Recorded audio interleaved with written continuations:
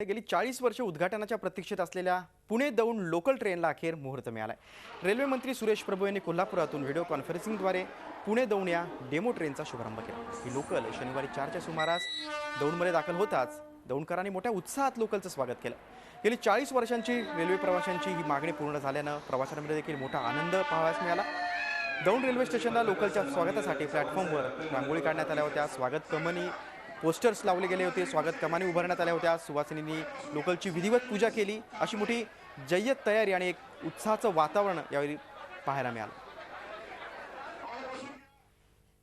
आज तुम्ही सर्वसामान्य माणसांची मदत करत जा। दौंडकरांनी एवढे दिवस सहन केला त्याच्याबद्दल तुमचेही आभार मानते। पण आज महिलांसाठी वेगळे 2 डब्याची मागणी आपण करतोय आणि या ट्रेनची अशी खासियत आहे की प्रत्येक बोगीमध्ये इथे शौचालय आहे, जे कुठे पुण्यात पण आहे, मुंबईला पण आहे, पण आपल्या ट्रेनमध्ये आहे। त्याच्यामुळे फार चांगली गोष्ट आहे। आज सुब्रताईंनी जी आज लोकलसाठी पुढाकार घेऊन जे सुरू केलेली आहे त्याच्यामुळे दौंड शहराच्या विकासामध्ये फार मोठ्या प्रमाणावर भर पडणार आहे। दौंडला रोजगार वाढणार आहे, दौंडची लोकवस्ती वाढणार आहे, सुधारणा सुद्धा मोठ्या प्रमाणावर होणार आहे।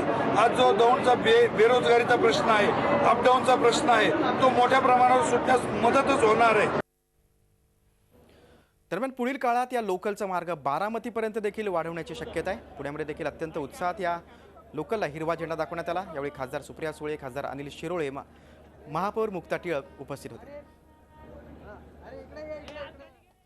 म्हणजे फार चांगलं काम या रेल्वे मंत्रालयाने केलं आहे, त्यांचे खूप खूप कोटी कोटी आभार।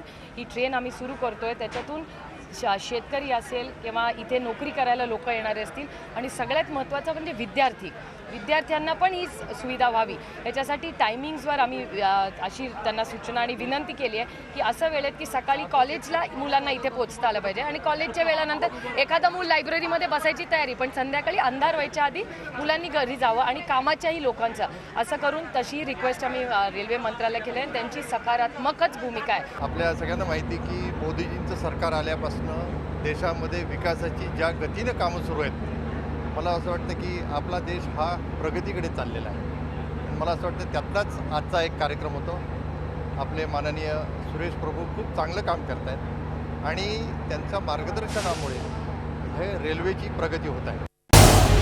झी 24 तास रहा एक पाऊल पुढे।